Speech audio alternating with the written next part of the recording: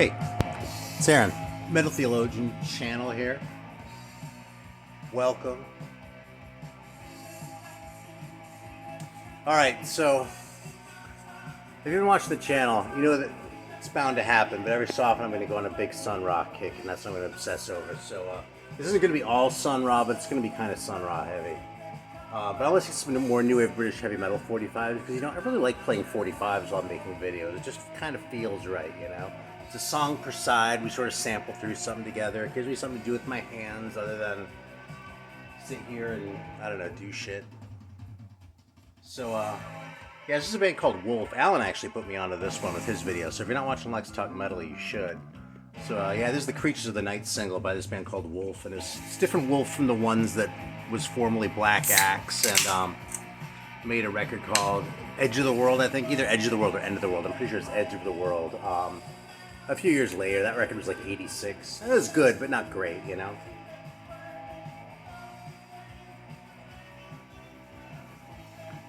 Well, I'm thinking of it, though. This is the channel I was kind of trying to hype last time here.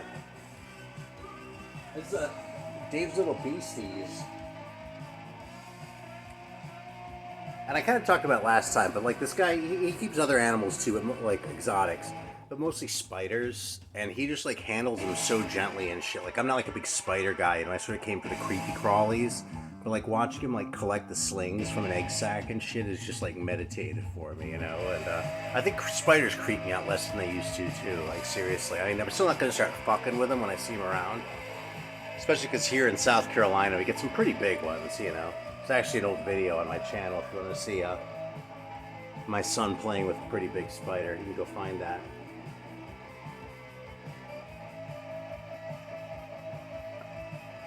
Anyway, so yeah, that's what's going on in the background. I had 2 thumbs up on this channel if you have any interest in that sort of thing at all. So here's something else I want to talk about real quick, okay?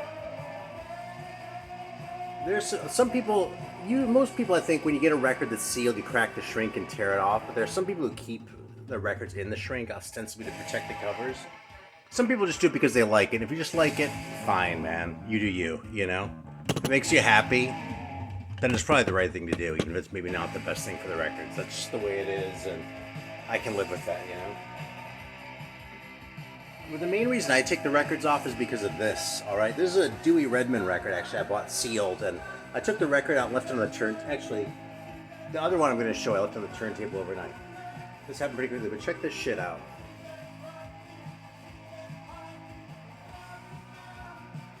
Now this is empty, right? But you see how fucking tight that is from that shrink wrap? I can stick my fingers in there and shit. It's all taut. It's like I could shoot a fucking arrow with this thing, you know? So we're gonna tear this shit off right now because I don't want to do that to my records, you know? And that record is, actually I'll show it in just one sec as soon as I flip this. That's the label. No sleeve with this guy.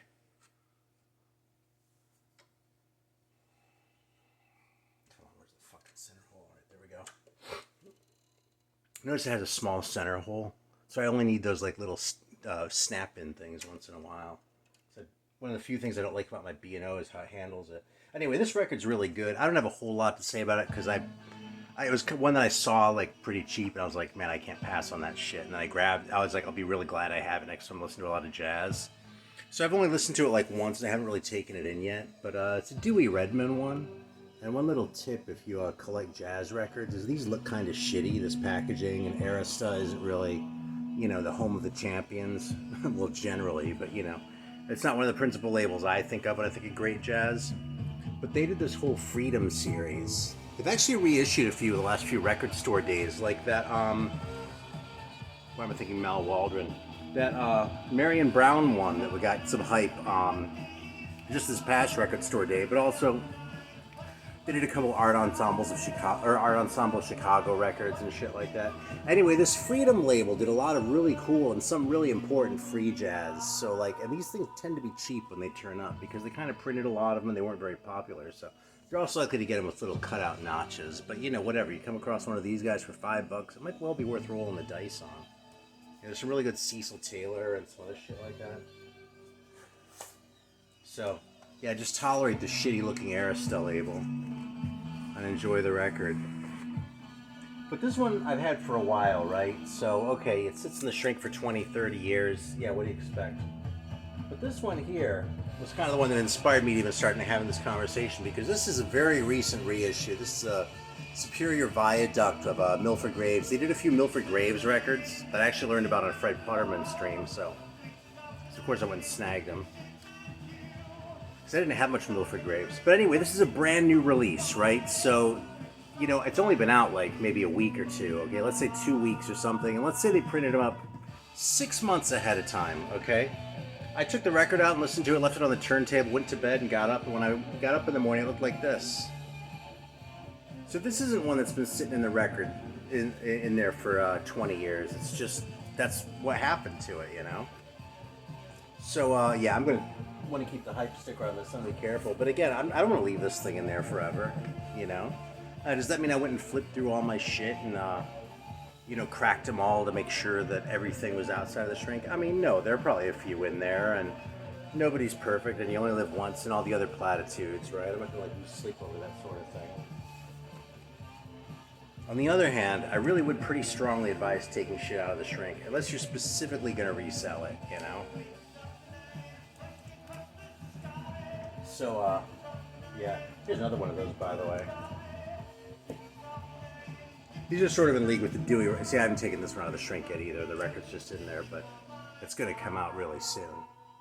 But yeah, this is really good too. These are both, this one is just drums and 2 saxophones. Well, it says reeds. And the other one's just the drums and the percussion and piano. I haven't spent enough time with either of them to talk about them too much either, but first impressions, I really like them. I like the duo with Don Pullen better, actually, so far. Maybe it's just I've heard more with it, they're just like horns and drums. But the piano and drums just, I don't know, I like the fact that both instruments, even though they're single instruments, both are, you know, they don't play a single note at a time. You play full, chords on the piano. On drums, obviously it's not necessarily a chord. I guess technically it is if you're playing on timpani or something, but you know, you have 2 hands and you have 2 feet, and so you can hit a bunch of things at once, so it lends itself more to that sort of polyphony, you know? And I feel like the piano kind of complements that better than the saxes, if that makes any sense at all. But again, this is just first impressions here, so. What's next? I want to hear this one. I don't have a sleeve for this one either.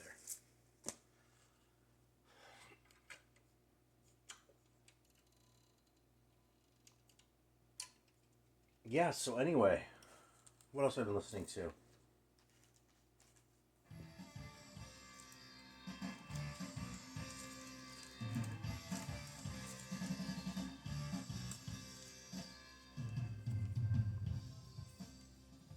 know, so I pulled this one out. One more metal one here before we start getting into the Sun Ra shit. This comp kind of gets overshadowed because Rock Snacks was so good.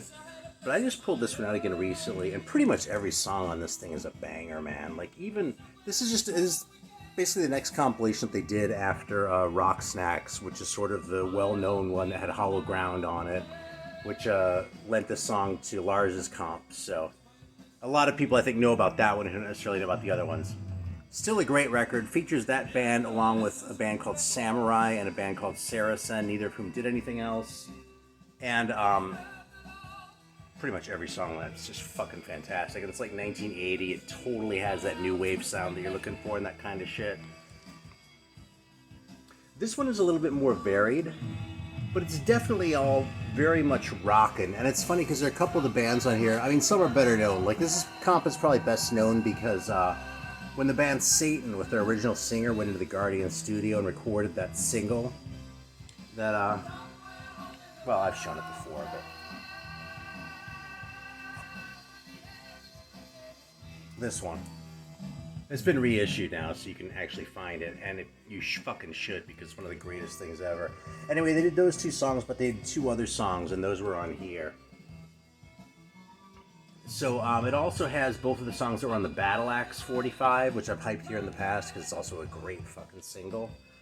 I'm not quite sure if they're the same versions because I haven't listened that closely, but it's awesome. The Schizophrenic single is super rare, so the shit on here is probably the only shit you're gonna find. I don't even have that one. Yeah, and then there are a couple other nobody bands like Brands Hatch and Marauder, and this band called Unter den Linden, an English band with a German name. Now I'm wondering what the fuck is up with the German names, you know, because like you have Unter den Linden, and then you have Der Kaiser out of France, you know. I don't know what's up with that. A couple Black Rose songs too, including the A side of their single. It's kind of hard to find. But even like Unter den Linden, I remember it as being kind of more like hard rocky and not that great. But when I put this on the other day, I was really into it, man.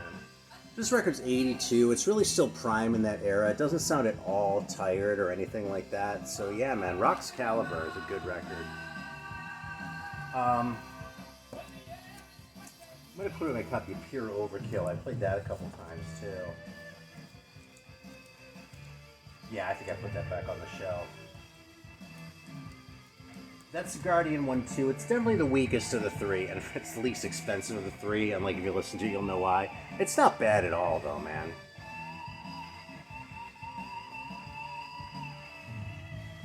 But it doesn't really have the standout tracks as much as this, the first two comps do. So.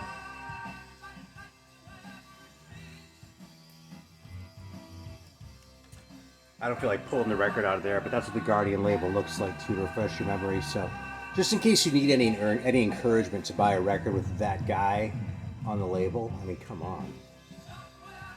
If you like metal, I mean, that's just a fucking no-brainer.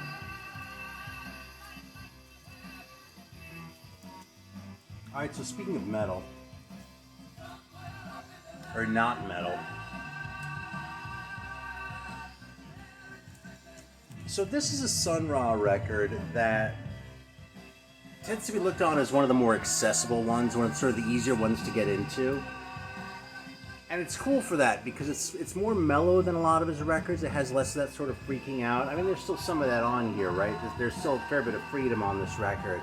But overall, as far as the tones and sort of the colors, this one is a lot more laid back and a lot more sort of, like late night listening sort of thing, which is kind of how I tend to think of a lot of jazz anyway. Or once I'm talking about this with someone and they were talking about how, when they got up in the morning, the first thing they like to listen to was like jazz or something to sort of ease into the day. And I was like, dude, I like to listen to like some metal or something to fucking get me going. And like late at night, you listen to the jazz or the reggae or whatever else, you know what I mean? Anyway, Languidity, it's funny. I think some people, when they get more into Sun Ra, they kind of tend to sort of look down their nose on that one a little bit. I kind of did. But the longer I've owned it, the more I sort of find myself reaching for it when I'm sort of in that kind of a mood, It just, this record just sort of coats, it's like it sort of absorbs right through your skin and like coats your skeleton with a dose of Sun Ra. And you don't even quite know what's happening, but it just feels really fucking good, I've actually been thinking about how to sort of like talk about some of these records because, I mean, I'm such a Sun Ra fan. I really like all the records that I've heard, at least a little bit, right? So I sort of feel like there are the really great ones, and then like the bad ones, which are just like a bad Sun Ra record is just like a good jazz record, And then sort of the mid-level ones, which are the ones that kind of have some of that greatness, but it doesn't like pervade the whole album. It sort of hits and misses a little bit. And this one is actually a kind of a current reissue, and this is kind of one of those. Because I hadn't heard this one until recently, because all of these like originals are just like extremely rare, And I already fight with metal collectors. I don't want to fight with jazz collectors too. I have enough fucking problems. I'll just buy reissues of jazz, I do want to listen to this shit. I mean, that's the point, to sit and enjoy it, not just like to fucking spend $300 every time I want to buy a record. Anyway, Raw to the Rescue. I think it's like 1980-ish. This reissue is dated 2022. Anyway, I don't give a shit. It's on Modern Harmonic, and don't ever pre-order from them because they'll dick you over. You pre-order from Modern Harmonic, you're going to get your shit last. You're gonna get it after your friends who bought it at the shop. You're gonna get it last. That's what I learned the hard way when I tried to pre-order a couple of records from them, and it's consistently happened. So I bought this one at the store, and it's like a mid-level Sun Ra record. If you don't have any, if you listen to this, you're gonna get the idea of what he's about. It definitely has his personality on it, even though the cover really kind of sucks compared to some of these, But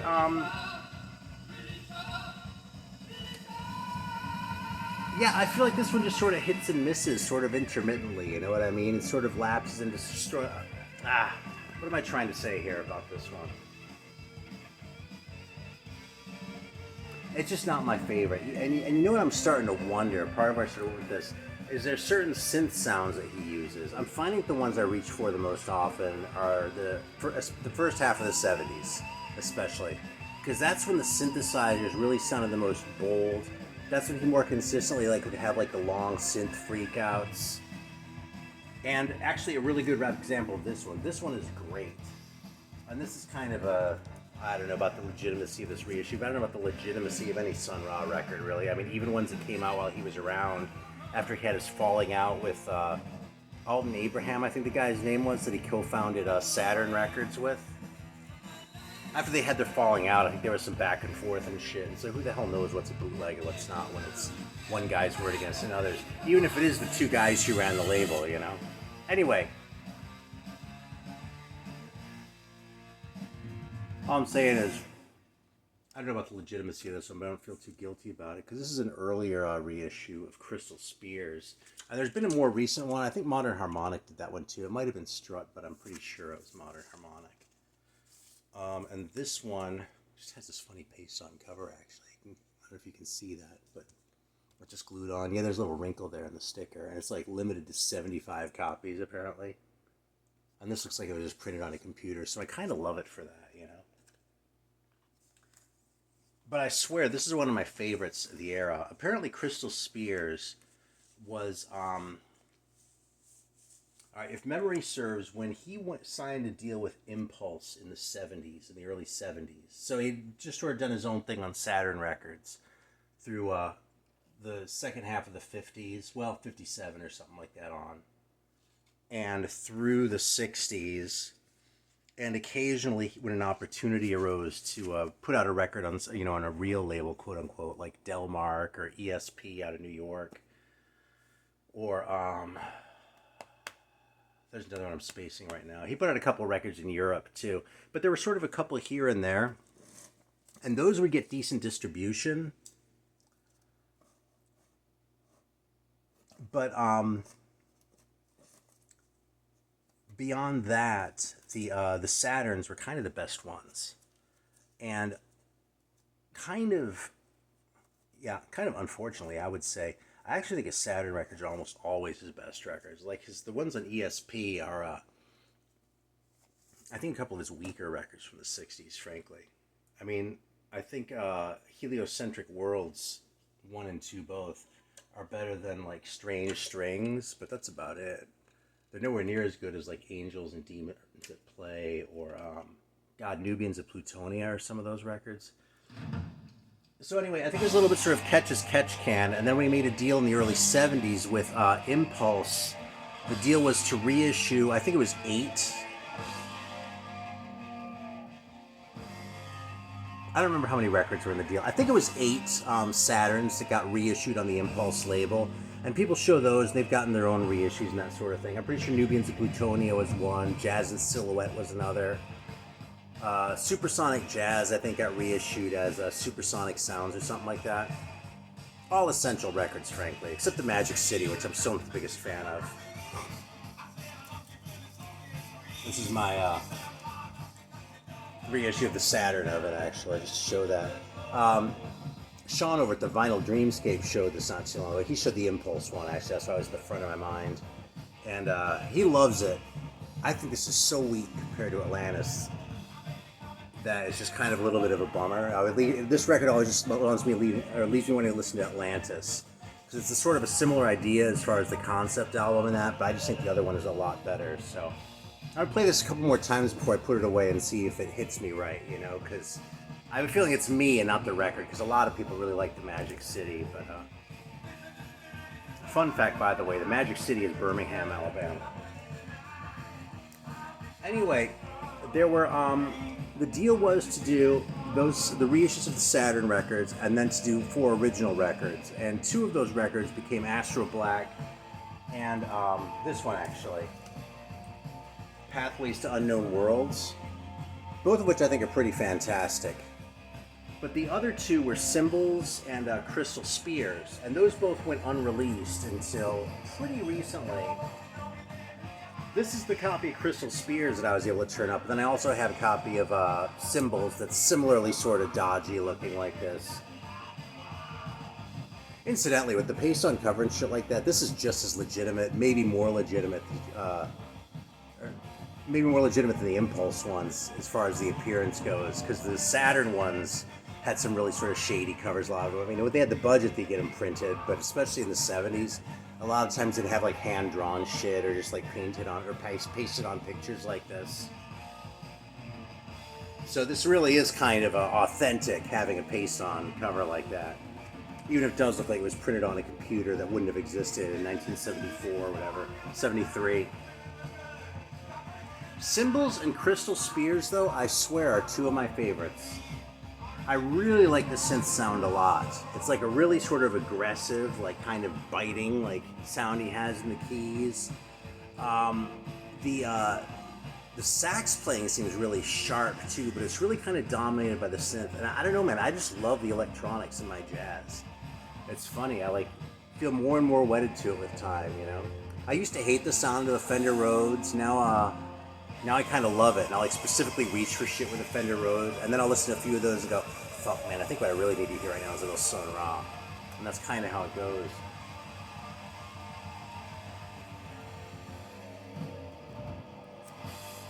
Yeah, incidentally, actually, here's another one that people snooze on. There are other Sun Ra fans in the vinyl community, but I don't know if I've heard anyone else hype Pekka Airaksinen. Some Finnish guy, and this record I think is early 80s actually, on this Multiverse label. This is almost just like an abstract electronic record, but it does still play in the jazz, I don't know, field of play, I guess, if that's the right idiom, something like that. This is a really good fucking record though, and and I'll show it again in a second since you've probably forgotten how to spell the name. Unless y'all know a lot of Finnish, but you probably don't, because even though you could fit all of my subscribers inside of Finland, it's not like I'm fucking Mr. Beast here or some shit like that.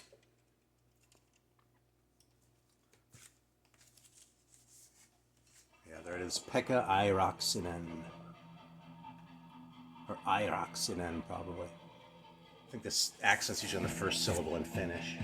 Great record, man. It's called Buddhas of Golden Light, if that's easy to remember.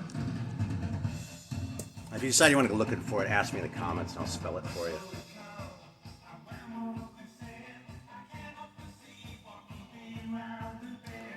Similar sort of itch as the Sun Ra, but, you know, the Ra still has its own sound, so this has been one of my favorites for a long time. This is, oh shit, I was facing, I got to pronounce some French. Nuit de la Fondation Mainte. That's my best stab here. I know if you look at the cover that Sun Ra illuminates, and I say hell yes. I mean, lots of cool synths on this one too. Some really catchy songs on this one. Like, I swear this is my favorite version of Enlightenment is on here, which is actually called Enlightenment on here. The earlier versions, like there's a version of it as early as Jazz in Silhouette, I think it's on. And it's called Enlightenment, but apparently he was really specific that the song was called Enlightenment. It has June Tyson and John Gilmore singing it. And you can tell that like June Tyson is trained and like a really good singer, and John Gilmore's kind of not. And it's perfect in a way. Like the way they complement each other, you know what I mean? It's great. Then there's like a big long, side 2 is just a big long Moog synthesizer, solo Cosmic Explorer. This has a little bit of everything that I like from the Ra, man. It's a pretty good starting point if you're interested in getting into that era. If you hate the sound of electronics and jazz, you're gonna hate that record too. But if you're open to it, 2 thumbs up, man. And even if you're not that into it, it's a really pretty accessible record because the songs will draw you in. And if the freakouts don't drive you away, they'll win you over eventually too. And then you're gonna be just like me.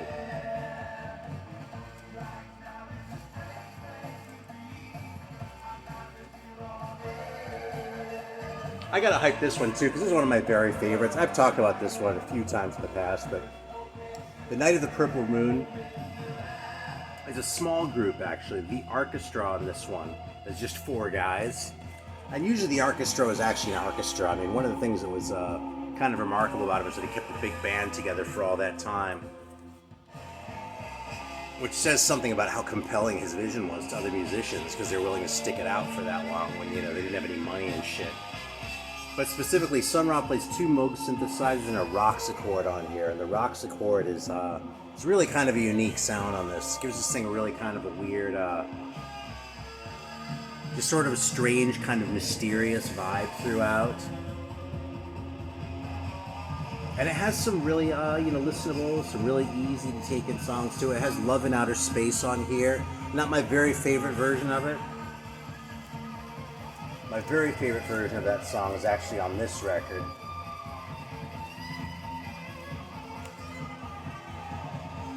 Out There a Minute, which is like a posthumous comp. But it has it with a bass clarinet sort of taking the lead. And I love that, because the bass clarinet's really fucking awesome too. Man, bass clarinet and a fucking some kind of synth, that's like perfect jazz as far as I'm concerned, man. You're fucking set up with that shit. Anyway, if the whole like bigger band thing puts you off, that might be a good entry point if you're looking to start checking some of this shit out, because it definitely gives you an idea of what he's about. But, you know, one thing about Sun Ra's big band is he'd never confuse it for Count Basie's band or Duke Ellington's band or someone like that. Because even though it's a lot of the same lineup, first of all, it's not quite the same. He would do weird things messing around with instrumentation and shit like that. Sometimes the configurations on that front were kind of unorthodox.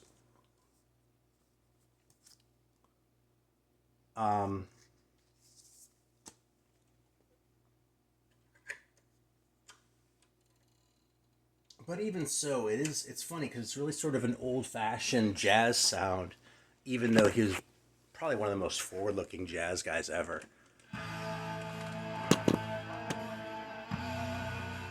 I'm just adjusting this because I sat down different. It's been almost a half hour, too. I should probably wrap this up before too long. Yeah, I just want to talk about this one real quick, too, because after I listened to that one, I want to hear another one of the smaller band, and this is another one of the smaller band. This one only came out in Italy, apparently, on this Horo label. But this is all smaller band stuff. It also has a really similar sort of vibe. Other voices, other blues.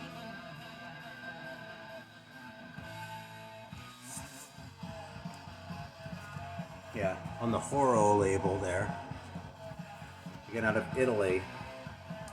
And not really a lot of well-known stuff on this, but this is just sort of a really kind of thoughtful record. It's not as sort of easygoing as Languidity is. It doesn't just sort of wash over you the way Languidity does. But it's a really easy record to sort of sit down and realize that what you've been listening to for the last 20 minutes is just fucking awesome and has just elevated your soul without even realizing it, you know? All original compositions, I think, too. I'm double-checking myself here. Yeah, and not a lot that have been reused a whole lot of times. Like, there's no, Saturn on here, or Enlightenment, or, Calling Planet Earth. You know, some of those really big songs that got, played over and over in the course of his catalog. That's not a complaint, that's an observation. If there's ever anyone who, reinterpreted his own shit in new ways. I mean, you can listen to a recording of Saturn or Enlightenment, it's an even better example. Listen to it on Jazz and Silhouette, and then listen to it on that one that I showed before, Nuit de la Fondation Mette, Volume 1, which is a lot better than Volume 2, although Volume 2 is pretty good too. And they're completely different. I mean, everything about them is different. Like, there's a basic melody in there that's the same, but, the arrangement's different. The one will have vocals and the other won't. The whole tone will be different. This one's sort of, bouncy and, upbeat and sort of, anticipatory somehow, and the original version, or the oldest version that I'm aware of, is more sort of pensive and brooding and thoughtful, you know what I mean? So you don't get a lot of that on Other Voices, Other Blues. But it's still a great record. You can tell my thoughts are kind of all over the place with Sun Ra. I always sort of feel this, sort of a little bit of tension between, I don't want to assume you know everything as the audience, but I don't want to assume you know nothing either, So I'm trying to walk a line, but I have no idea where that fucking line is, so. If I insulted your intelligence, I apologize. I honestly didn't mean to. If you didn't know what the hell I was talking about, then I hope I inspired you to dig into it a little bit so you can see what I'm talking about, because let me tell you, what I'm talking about is awesome. It is so fucking good, it'll rip your face off. And with those parting words, alright, thanks for watching. I seriously appreciate it.